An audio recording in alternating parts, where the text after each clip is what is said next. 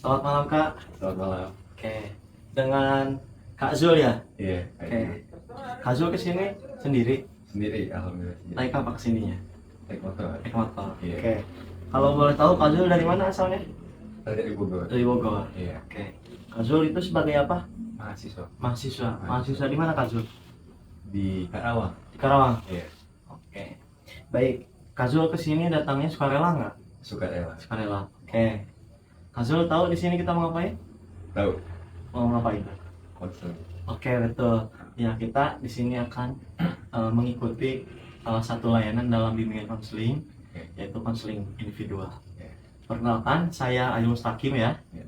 dari mahasiswa bimbingan konseling Islam, UIN Sultan Hasanuddin Banten, yang sedang mencoba untuk mempraktikkan layanan konseling individual kepada Kak Zul. Oke. Baik, sebelumnya saya akan jelaskan kepada Kak Zul apa itu layanan konseling individual. Sebelumnya Kak Zul tahu konseling individual? Belum tahu. Belum tahu. Oke, konseling individual itu adalah salah satu layanan dalam bimbingan konseling yang dimana dilakukan secara face to face atau tatap muka, dimana saya sebagai konselor dan Kak Zul sebagai konseli atau pelayan. Nah, tujuannya adalah pertama kita bisa tahu nih, khususnya saya sebagai konselor, masalah yang dialami Kak Zul itu bisa dipecahkan secara langsung, dan juga nantinya Kak Zul juga bisa mandiri ketika ada permasalahan yang serupa, Kak Zul bisa mencegahnya atau mengatasinya sebelum ada masalah itu terjadi lagi. Sampai sini ada yang mau ditanyakan? Cukup. Cukup. Oke. Nah, sebelumnya saya juga akan menjelaskan di dalam bimbingan konseling, khususnya di konseling individual, ada 4 asas atau 4 panduan yang dimana saya bisa melakukan konseling individual ini. Yang pertama adalah asas kerahasiaan. Nah, asas kerahasiaan ini adalah dimana informasi atau apapun yang disampaikan Kak Zul itu saya akan coba tutup gitu dan dilindungi gitu. Jadi serahasia mungkin gitu. Karena saya juga disumpah seperti halnya dokter. Yang kedua adalah asas kesukarelaan. Nah, tadi kan Kak Zul kesini sukarela. Iya. Nah, saya berterima kasih ke Kak Zul untuk sukarela datangnya, dan saya harap Kak Zul bisa enjoy aja gitu ya. Oke. Siap. Dan yang ketiga adalah asas keterbukaan. Nah, ketika Kak Zul nanti menceritakan permasalahannya, Kak Zul harus terbuka, harus menjelaskan permasalahannya secara detail gitu, agar saya tahu dan juga Kak Zul tahu nih bagaimana permasalahan ini harus diselesaikan. Nah, yang terakhir, yang keempat adalah asas kekinian. Maksudnya adalah permasalahan yang dijelaskan oleh Kak Zul ke saya itu adalah permasalahan yang memang benar-benar kekinian, yang hari ini terjadi atau misalnya yang baru saja terjadi gitu. Jadi bukan yang sebelum-sebelumnya terjadi, yang dahulu ataupun yang kemungkinan nanti akan terjadi gitu. Bisa dipahami? Bisa dipahami. Ada yang mau ditanyakan dulunya? Cukup. Oke. Baik, sebelum kita melakukan sesi konseling individual, langkah baiknya kita berdoa terlebih dahulu. Berdoa dimulai.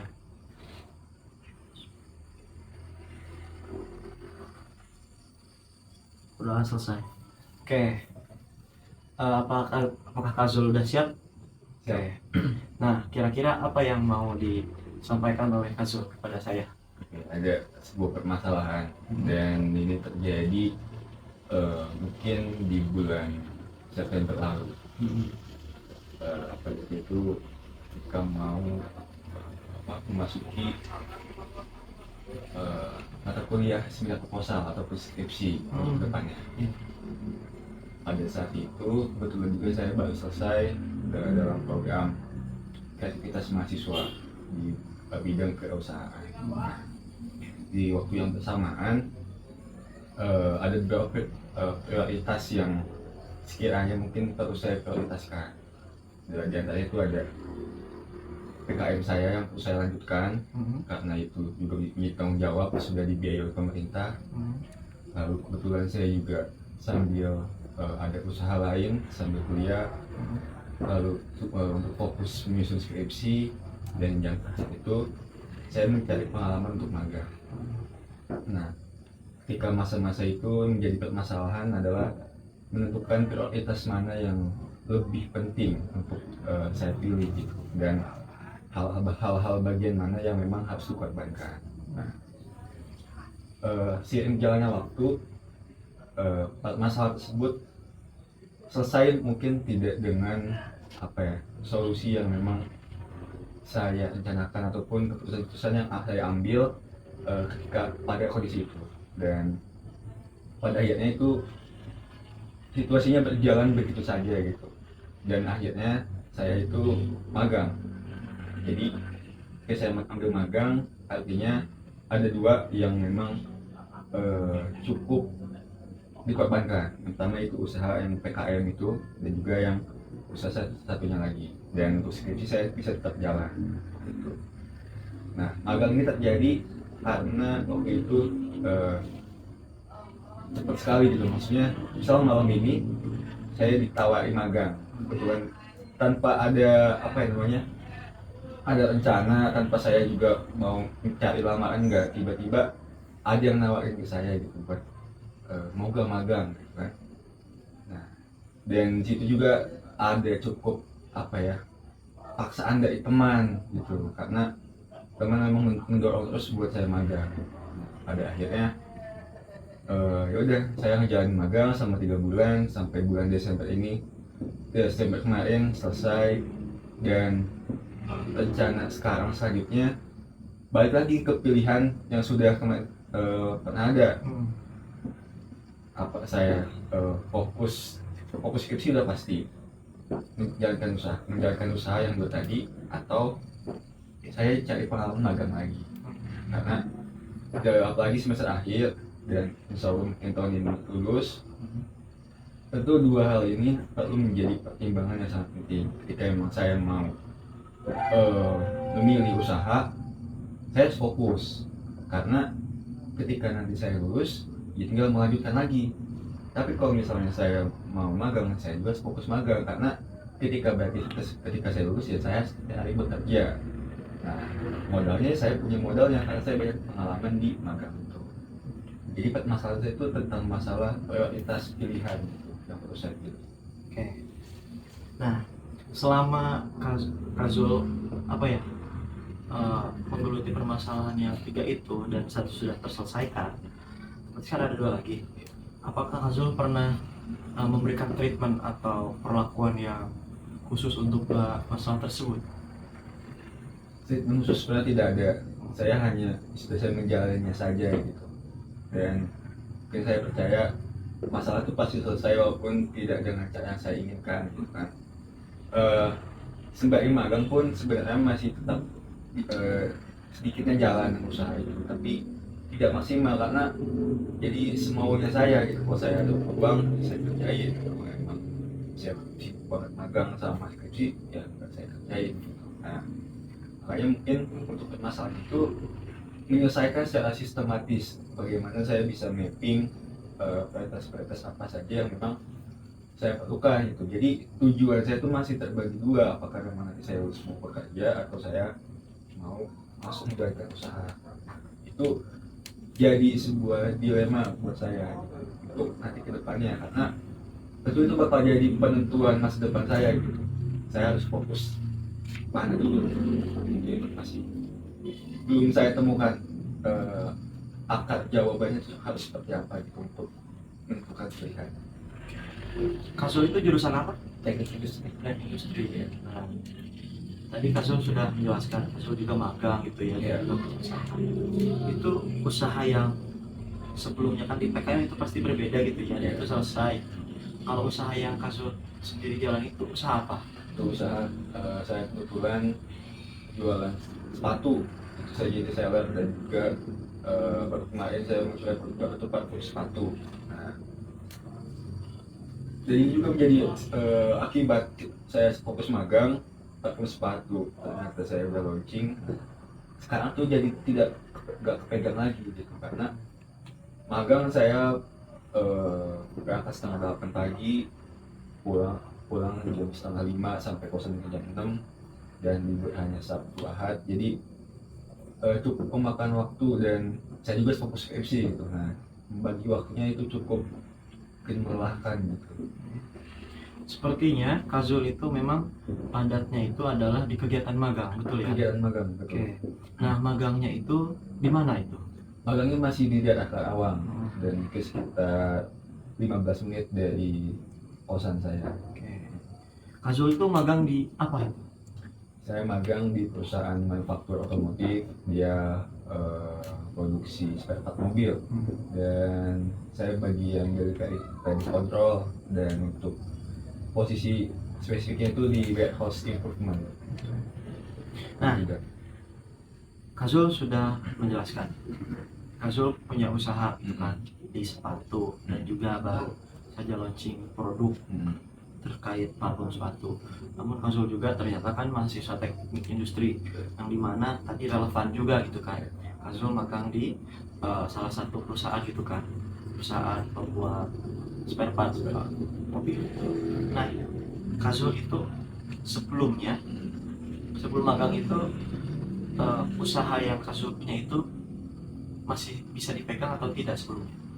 Sebelum masih bisa dipegang, tapi emang karena ada kegiatan magang yang disebut padat karena waktu kerja 5 hari dalam seminggu gue juga saya harus fokuskan pada skripsi saya yang alhamdulillah bisa selesai di bulan Desember kemarin gitu. Walaupun itu masih proposal satu sampai 3 dan untuk perusahaan seminar proposalnya saya baru menyusun untuk full paper untuk skripsinya. Nah, itu yang itu menjadi masalah perkembangan saya. Oke. Sepertinya Kazul itu sudah baik menjalankan aktivitas sebagai mahasiswa akhir itu kan. Kazul sudah punya produk atau punya usaha sendiri dan juga sebetulnya berjalan lancar gitu kan. Yang menjadi tidak lancarnya karena memang Kazul itu karena lagi magang gitu kan. Nah itu kan magang juga salah satu pengalaman yang penting ya dalam hidup kita, dan juga Kazul juga ternyata kan akhirnya bisa menyelesaikan gitu kan seminar proposal gitu kan di waktu yang tepat gitu. Saya rasa Kazul sepertinya sudah melakukan mind mapping atau perencanaan yang baik. Nah tapi yang menurut Kazul itu di antara usaha Kazul sama magang itu selama ini Kazul lebih memilih yang mana gitu sejak ada pilihan magang dan juga harus tetap berusaha menjual produk gitu. Oke. Di berikut awal pada saat saya punya pilihan magang dan usaha dan skripsi, yang skripsi udah pasti berarti ya, mungkin dua ini lah. Pilihan saya waktu itu adalah menjalankan usaha, dan magang ini mungkin tanda kutip kecelakaan gitu kan. Karena saya dipaksa teman saya diminta buat kirim CV, saya kirimin, ternyata saya yang keterima gitu. Ya udah, ketika saya diterima, mau gak mau ya, karena memang kita sebagai manusia profesional itu ya harus punya komitmen. Saya komitmen menjalankan magang gitu, fokus saya ya di magang pada saat itu. Tapi ya sambil lah, saya kan masih bisa melalui status WhatsApp ataupun di Instagram untuk posting dagangan, dan mungkin sambil juga di Sabtu Ahad saya nganterin pesanan segala macam. Tapi untuk setiap minggunya seperti itu saya cukup banyak waktu termakan gitu, karena juga saya fokus skripsi yang dimana pada saat itu skripsi saya kebetulan minim literatur untuk pendidikan terdahulunya, terutama di universitas saya sendiri gitu. Jadi saya perlu cari riset dari jurnal-jurnal artikel lain gitu, sama dari nasional juga saya nyari buku-bukunya. Nah jadi untuk cari risetnya itu cukup lama juga gitu buat yang skripsi saya. Nah dari 4 permasalahan yang Kazul sudah jelaskan itu berarti kan ada 2 ya permasalahan yang menurut Kazul itu hari ini masih terpikirkan, antara berjualan dan juga magang. Kalau boleh tahu magangnya itu sudah beres atau belum? Sudah beres. Nah otomatis Kazul apakah mau lanjut berjualan lagi atau memang mau mencari pengalaman lain gitu selain magang? Rencana awal dan saat ini memang saya berjualan lagi, tapi memang yang masih jadi problem adalah komitmen atau konsistensi saya terhadap tujuan saya berjualan gitu. Nah mungkin terkadang nanti di tengah jalan saya ada opportunity lain ketika saya bisa magang, pasti kayaknya gak mau saya ambil magang, karena saat ini pun saya sudah mendaftar lagi magang. Dan ya walaupun saya belum tahu hasilnya seperti apa, cuman jadi pengennya saya berjualan berbisnis, tapi ternyata saya masih ngelakuin juga buat cari daftar magang segala macam. Nah, jadi tentang mungkin keberanian juga buat mengambil keputusan, dan juga tadi tentang masalah prioritas itu masih jadi masalah gitu buat saya. Oke. Nah, niat awal Kazul itu adalah berdagang atau memang mencari pengalaman atau misalnya skill yang lain sesuai dengan kemampuan Kazul gitu. Jadi bisa dikatakan Kazul itu ingin bekerja sesuai dengan passion atau skillnya, atau memang berjualan saja gitu yang menjadi rencana awal dan niat awal itu, dan sebagai pedagang atau pebisnis gitu. Iya, rencana awal dan cita-cita ingin jadi pebisnis. Dan cukup apa ya, cukup sebenarnya bukan tidak ingin ya, minim usaha sebenarnya. Minim usaha dalam arti minim usaha dalam mencari magang. Saya minim usaha untuk mencari pengalaman untuk pekerjaan di luar, dibanding dengan teman-teman saya yang lainnya emang fokus untuk cari magang. Mungkin mereka bisa sampai ada 100 lamaran atau mungkin lebih gitu. Saya minim lamaran. Kemarin pun ketika saya magang, saya udah ngelamar kemana-mana, tiba-tiba ditawarin aja dan besoknya langsung bekerja gitu. Jadi ya udah gitu. Nah, untuk sekarang saya daftar nih, walaupun hanya 3 gitu. Mungkin ketika nanti magang saya keterima, saya masih menjalankan magang gitu. Nah, cita-cita saya di bisnis ini juga saya takutnya malah makin terus teriris gitu, tergoes dengan terusnya saya nyari magang. Saya pengen terus bekerja gitu. Nah, saya juga nggak mau menjalankan itu, cuman tadi masalah konsistensi dengan saya juga masih suatu masalah gitu. Oke. Nah, sepertinya Kazul itu bisa menggunakan salah satu di mana teori di dalam psikologi. Ada yang namanya teori Holland. Nah, dia itu ada 6 tipe kepribadian yang dimiliki manusia pada dasarnya.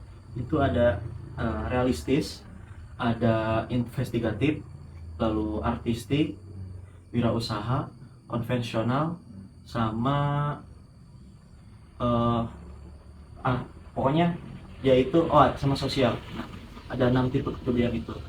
Nah, kalau dilihat dan juga ditelaah, sepertinya Kazul itu kan pertama orang yang suka berdagang juga, berbisnis itu. Dalam satu sisi juga Kazul adalah orang yang suka magang. Memang yang terkait dengan jurusan atau program studi yang hari ini Kazul jalani gitu ya, sebagai anak teknik industri. Nah, mungkin kan kalau yang sebagai berbisnis itu Kazul itu masuknya ke wirausaha sebagai orang-orang yang suka bisnis lah ya. Namun satu sisi Kazul juga sebagai orang yang suka dengan hal-hal teknik gitu ya di lapangan. Artinya Kazul itu suka hal-hal yang berbau teknis gitu ya. Meskipun pada dasarnya ada sistem atau ada struktur yang memang harus dilewati sebelumnya. Itu bisa dikatakan bisa masuk pada aliran atau misalnya kepada tipe kepribadian yang memang realistis dan juga konvensional, di mana memang Kazul itu ya orientasinya bukan pada teori tapi sudah pada lapangan gitu ya. Begitupun yang yang berdagang atau berbisnis juga pada dasarnya.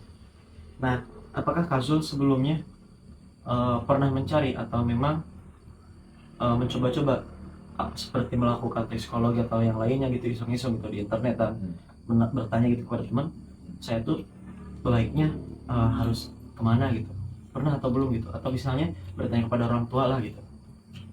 Sebenarnya saya mungkin pernah ya cerita sama teman-teman tentang permasalahan saya. Dan kalau misalnya saya cerita ke teman-teman saya, mungkin mereka juga lebih realistis gitu. Tadi mungkin saya mending magang gitu, jualan, karena ya kalau namanya berjualan kan ibaratnya kita kayak gambling gitu. Kalau berhasil ya mungkin alhamdulillah, kalau gagal kita semua dari nol lagi.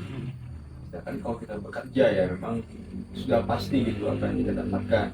Nah, dan jadi mereka seperti itu. Dan emang lingkungan juga cukup mempengaruhi pada akhirnya ketika saya harus ambil magang dibanding saya berjualan, karena support dari ketika saya berjualan itu cukup minim gitu di lingkungan saya, karena mungkin karena saya juga di program teknik industri yang mayoritasnya juga orang-orang yang akan jadi seorang apa ya, ya engineer yang nanti di lapangan gitu, pasti punya apa ya, sifat-sifat mungkin tadi realistis tadi ya, emang untuk bekerja di sebuah perusahaan gitu, bukan untuk mendirikan sebuah perusahaan.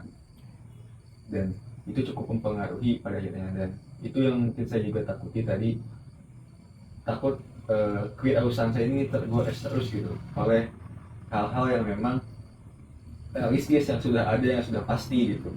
Karena memang ketika kita kemarin saya magang, ketika kita udah dapat hasilnya emang ya alhamdulillah gitu, cuman balik lagi saya untuk selalu coba meyakinkan saya harus bisa juga nih buat mendirikan sebuah usaha juga gitu, jangan terlena dengan magang yang telah saya jalani gitu. Oke. Nah, yang dijelaskan Kazul sebetulnya sudah jelas gitu, dan sudah apa yang dilakukan juga beberapa treatment atau solusi yang Kazul secara alami dilakukan. Memang secara naluri gitu ya, lingkungan itu memang berpengaruh terhadap karakter atau misalnya kepribadian seseorang. Tadi kan Kazul juga di lingkungannya banyak orang-orang industri gitu ya, apalagi kan jurusannya teknik industri juga gitu kan, dan itu ya memang wajar juga gitu kan, apalagi Kazul juga kan magangnya di industri gitu, tapi magangnya di produk-produk memang yang apa ya, yang lain gitu kan, yang di luar hal-hal berbau industri, dan itu ya memang wajar juga.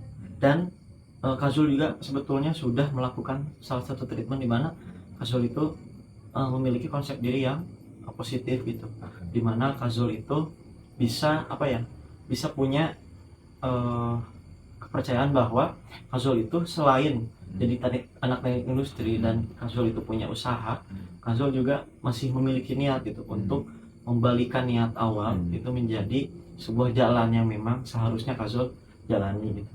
Namun itu kan tidak menutup kemungkinan juga ya untuk Kazul melakukan magang juga gitu.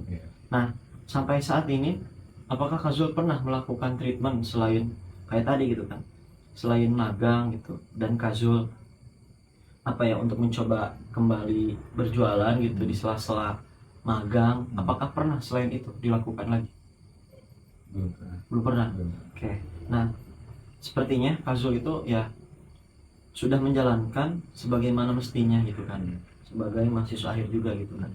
Dan saya rasa Kazul punya apa ya, vibes yang sangat positif gitu di lingkungannya, dan itu saya patut apresiasi juga gitu, karena sebetulnya Kazul bisa memecahkan masalah.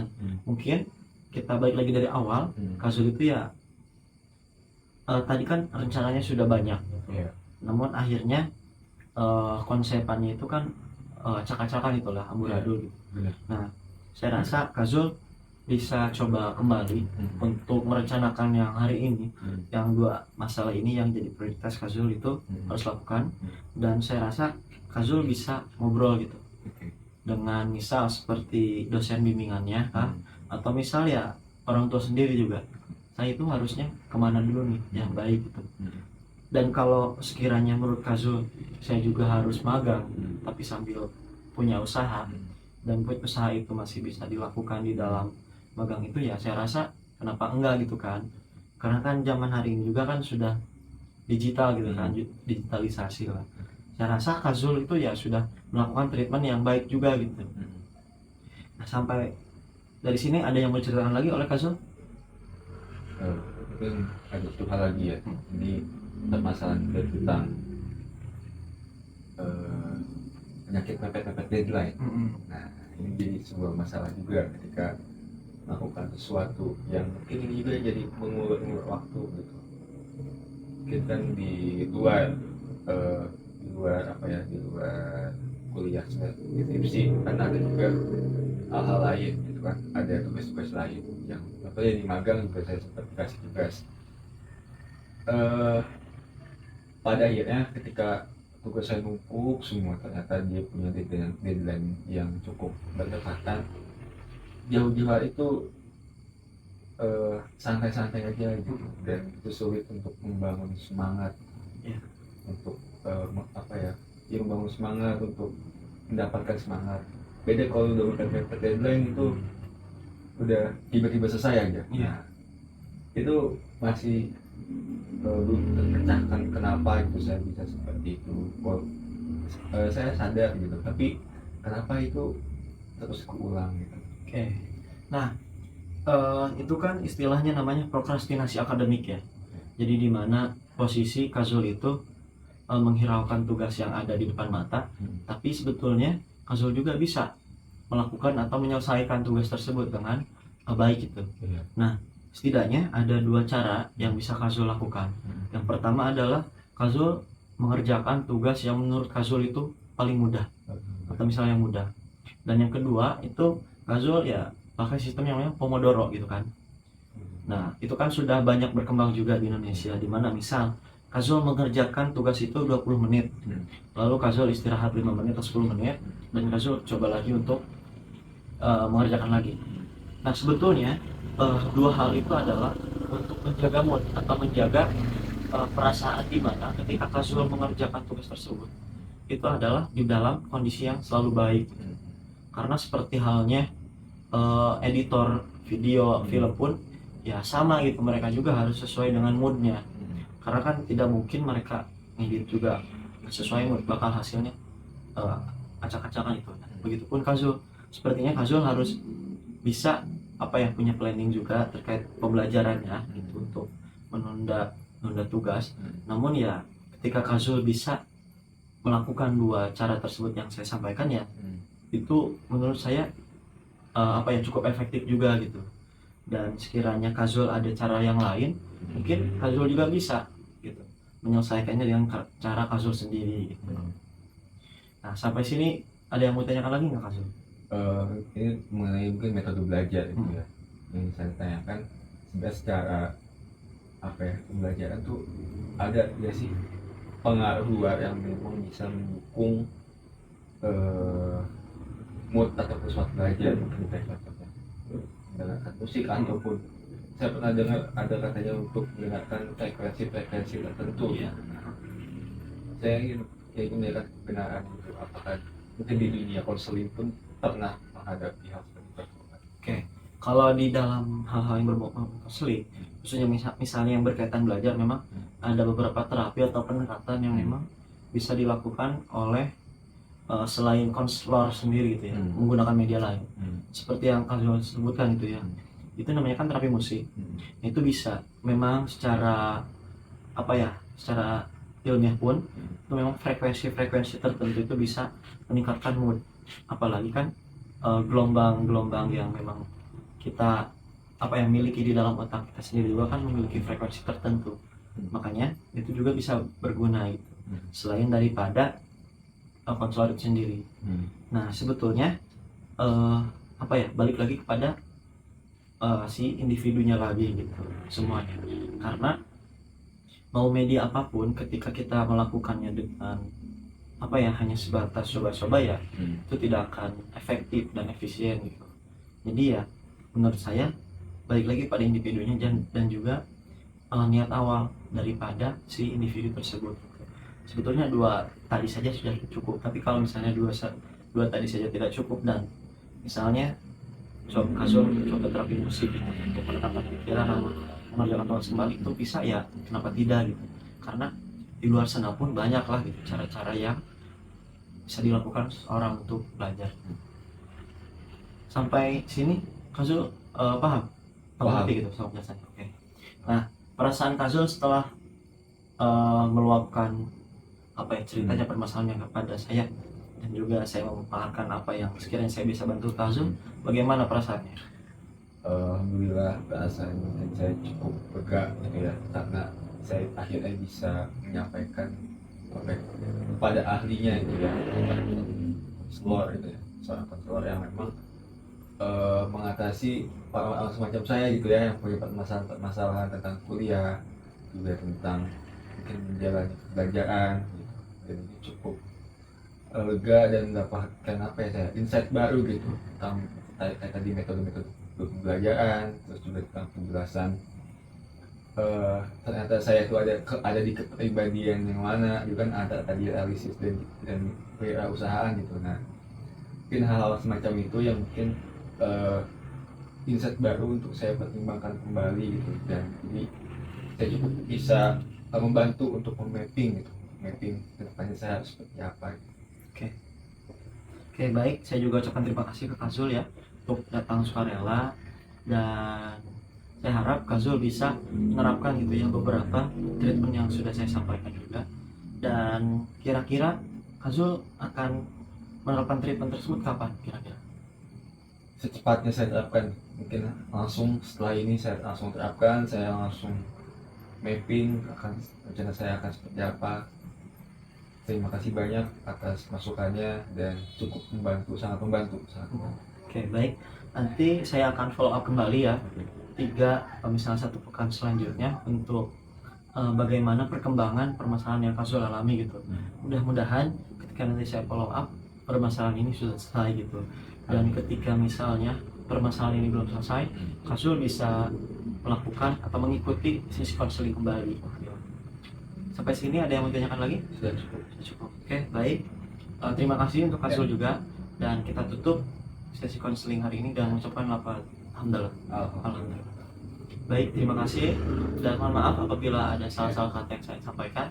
Sekian, terima kasih.